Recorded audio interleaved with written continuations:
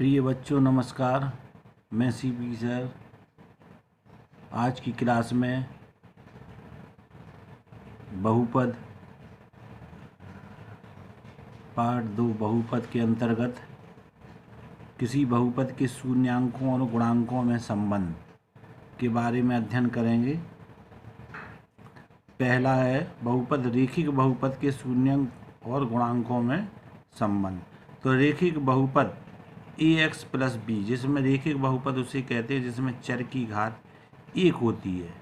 तो यहाँ पर x की घात 1 है, तो ये रेखिक बहुपद, इसका शून्यांक माइनस बी बटे होता है और ये होता है माइनस अचर पद बटे x का गुणांक।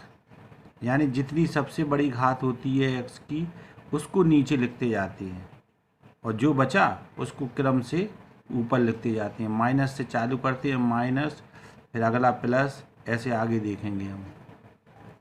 दूसरा है द्विघात बहुपद के शून्यांक और गुणांकों में संबंध। यदि द्विघात बहुपद a square plus b x plus c के शून्यक एल्फा तथा बीटा हैं तो शून्यकों का योग alpha plus beta minus b बटे ए।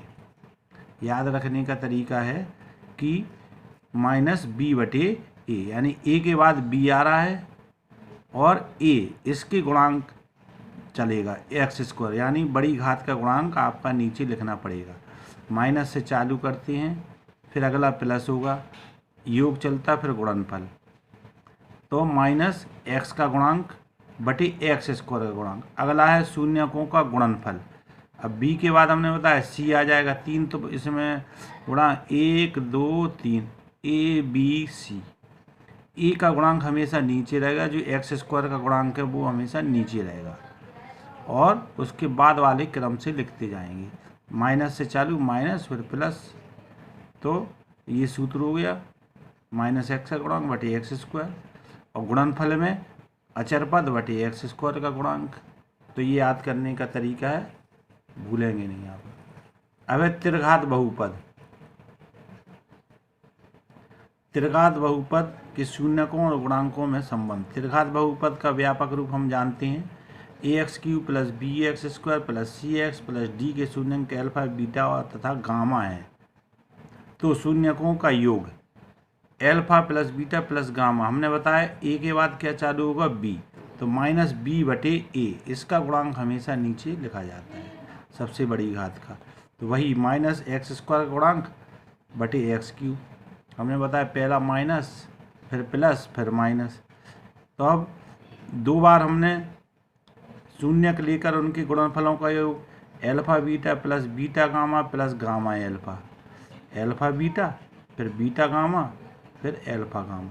हमने बताया बी के बाद क्या आएगा सी, तो सी बटे ए, माइनस ये प्लस में रहेगा, तो सी का आएगा गुणांक है एक्स का गुणांक और ये एक्स की बड़ी घात नीचे चलती है। अगर शून्यकों का गुणनफल, तो गुणनफल माइनस डी बटे ए बी सी डी क्रम से चल रहा है और माइनस प्लस माइनस। डी क्या है आपका अचर पद और एक्स क्यू का गुणांक। ये आप देख रहे हैं ना, हम पढ़ते हैं एल्फा, ये बीटा और ये गामा।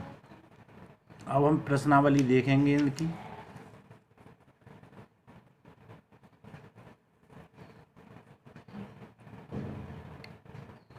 प्रश्नावली है आपकी, इसका पहला सवाल है 2.2 का। निम्न द्विघात बहुपदों के शून्यक ज्ञात कीजिए और शून्यकों तथा गुणांकों के बीच में संबंध की सत्यता की जांच कीजिए। पहला सवाल है आपका x square minus 2x minus 8, x square minus 2x minus 8। तो आप 9th में इनके गुणनखंड पढ़ चुके हैं, कैसे करते हैं गुणनखंड। 8 के ऐसे टुकड़े करो कि गुणा करने पर 8 आए और घटाने पर 2 आए। तो जैसे हमने 8 के गुणा किए, 4 दूनी 8 और 4 में से 2 चले जाएंगे तो 2 बचेंगे। अब हमने इसको लिख लिया एक्स स्क्वायर और 2 को लिख लिए 4 माइनस 2 कोष्टक में एक्स माइनस 8। अब ये कोष्टक तोड़ दिया, तो एक्स स्क्वायर ये माइनस है minus 4x minus minus plus. अगर कोष्टक के बाहर माइनस चिन्ह होता है तो अंदर के चिन्ह बदल जाते हैं, कोष्टक के बाहर प्लस का चिन्ह है तो चिन्ह नहीं बदलती है। तो ये +2x माइनस 8, इनमें से x कॉमन ले लिया हमने, x माइनस 4 प्लस 2 कॉमन ले लिया, x माइनस 4, ये दोनों कोष्टक समान है, कॉमन ले लिए, x माइनस 4, अंदर कोष्टक में बचा x प्लस 2। तो x square minus 2x minus S का मान 0 होगा यदि x माइनस 4 बराबर 0 या x प्लस 2 बराबर 0, अर्थात ये इस तरफ आ गया तो x प्लस 4 हो गया, ये इस तरफ गया तो -2 हो गए, तो इसकी ये दो शून्यक हो गए। अतः x square minus 2x minus 8 के शून्यक 4 और -2 हैं, एक आंसर जी हो गया। अब हमें इनके गुणांकों की सत्यता की जांच करना है कि ये जो हमने मान निकाली ये सही है कि नहीं। तो शून्यकों का योग, शून्यकों का योग होता है, ये दो शून्यक है, इनका योग किया हमने, 4 धन ऋण 2, तो 4 ऋण 2 यानी 2 आ गया। और इस समीकरण इसका क्या होता है, योग का सूत्र -b/a यानी -x का गुणांक बटे x स्क्वायर का गुणांक। तो आप देख रहे हैं -x का गुणांक -2 है, माइनस सूत्र, और a का मान है 1, तो -2 प्लस होगा, 1 का भाग दिया 2 आ गया, यानी मूलों का योग। और ये आपके गुणांकों, शून्यांकों और गुणांकों के बीच जो संबंध होता है वो हमारा सही है। शून्यकों गुणनफल 4 गुणा ऋण 2 -8 आया, जो कि होता है अचर पद बटे एक्स स्क्वायर गुणांक। अचर पद है हमारा कितना है यहाँ पर 8, यानी -8 है, तो ये -8 यानी -8 आ गया, तो ये हमारा संबंध सही है। तो इस तरीके से संबंध की जांच करते हैं और इस तरीके से हम जो है इसके शून्यांक निकालते हैं। अब अगला सवाल इसका दूसरा वाला देखें, second part.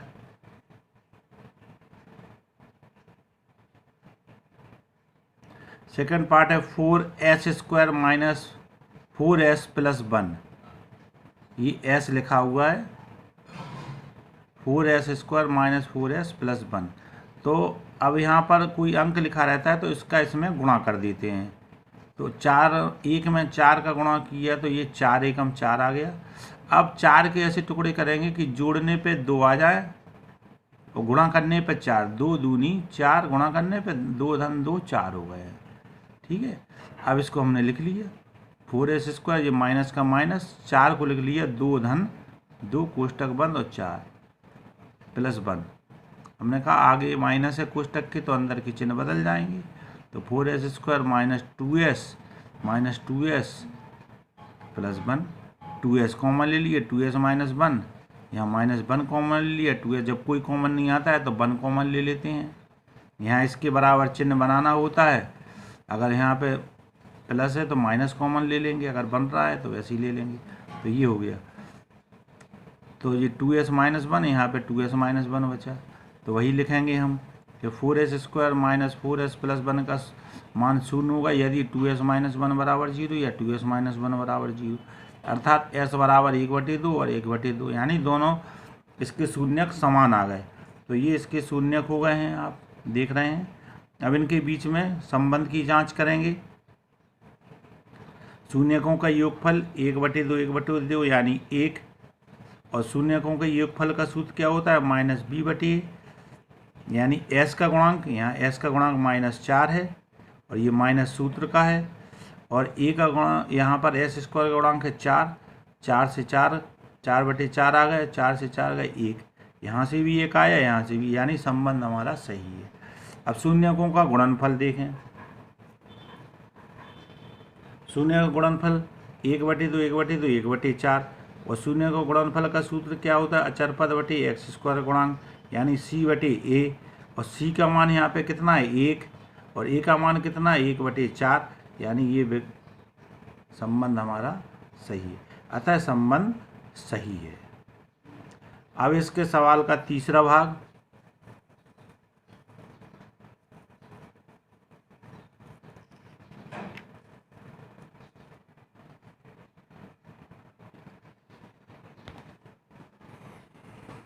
(6x² minus 7x minus 3). अगर यहाँ सबसे बड़ी घात के साथ कोई गुणांक लिखा रहता है तो उसका यहाँ पे गुणा कर देते हैं, तो 6 तिया 18। अब 18 के ऐसे टुकड़े करना है, गुणा करने पर 18 है और घटाने पर 7 आए। तो 9 गुणा 2 18, 9 में से 2 गए 7। तो वही विधि जैसा कि हम आप 9th में गुणनखंड करना सीख चुके हैं।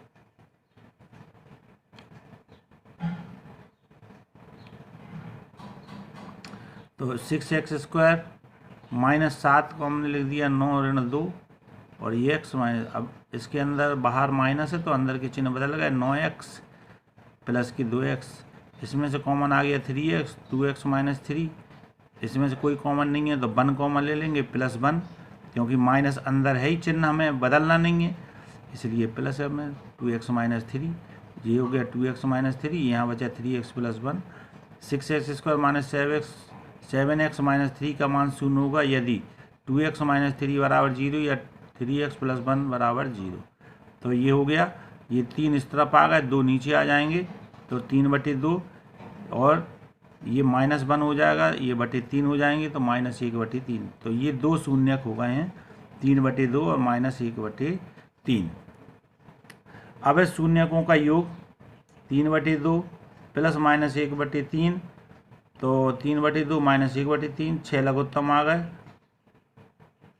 3 त्रिका 9 और 3 दूनी 6 तो 2 आ गया, 7/2 आ गए। और हम जानते हैं कि शून्यकों का योग होता है आपका -b/a, तो -b का मतलब ऋण 7, ये माइनस चिन्ह 6 तो 7/6 इधर से भी आया और यहाँ से भी, तो ये हमारा मान सही है। शून्यकों का गुणनफल ये लिखा है 3/2 गुणा ऋण 1/3, तो ऋण 3/6,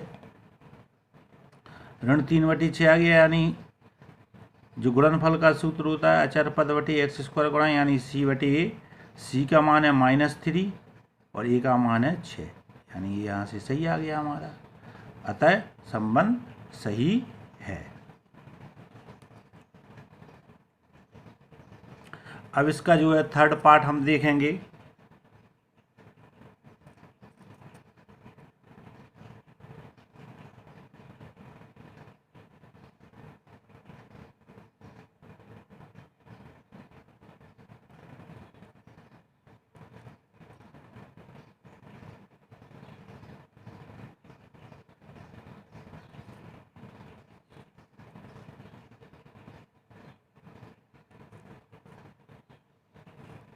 अब थर्ड पार्ट आप देख रहे हैं,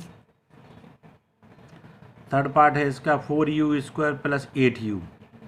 तो इसमें से 4u हमने कॉमन ले लिया है, 4u कॉमन ले लिया है तो 4 यहाँ पे बचा आपका u प्लस 2, तो 4u² प्लस 8u का मान 0 होगा यदि आपका 4u बराबर 0 या u प्लस 2 बराबर 0। तो यहाँ 4 इसके नीचे आ गए तो u बराबर 0 हो गया, यहाँ -2 हो गया। तो यहाँ पर 4u² प्लस 8u के शून्यक हो गए 2 और -0 और -2, ये आपके शून्यक हो गए हैं। अब आप देख रहे हैं सवाल ये है, तीसरा चौथा भाग है इसका, 4u² प्लस 8u प्लस, इसमें से कॉमन हमने लिख लिया 4u, u प्लस 2 बचा है, तो इस बहुपद का मान 0 होगा यदि 4u बराबर 0 या u प्लस 2 बराबर 0, अर्थात u बराबर 0, u बराबर -2, ये इसके शून्यक हो गए। अब शून्यकों का योगफल निकालें, क्या हो जाएगा 0 प्लस -2 यानी -2 आया, और योगफल क्या होता है -b/a, यानी माइनस u का गुणांक, तो u का -8 आ गया और यहाँ 4 है, ठीक है। अब आप इसको काट देंगे, 4 दूनी 8, -2 आ गया, -2 आ गया इसमें। यहाँ से भी हमने ऐसे लिख दिया इसको बनाने के लिए कि यहाँ पर a का मान 4 है तो 4 का ऊपर नीचे गुणा कर दिए, तो आप यहाँ से देखें वही मान -b/a आपका आ गया है। तो ये सब क्या हो गया, सही हो गया संबंध हमारा। अब है शून्यकों गुणनफल 0 इंटू -2 0 आ जाएगा, अचर पद c/a होता है, इसमें अचर पद है नहीं तो अचर पद 0 हो गया, और a का मान है 4 और 0 में किसी संख्या भाग दें 0 ही आता है, तो यहाँ से भी आपका 0 है, यहाँ से भी 0, तो ये हमारे संबंध क्या हो गए हैं, सही हो गया, सत्यता की जांच हो गई है। तो इस तरीके से बच्चों आज के लेसन में इतना ही। इसके शेष सवाल अगले लेसन में बताए जाएंगे। धन्यवाद।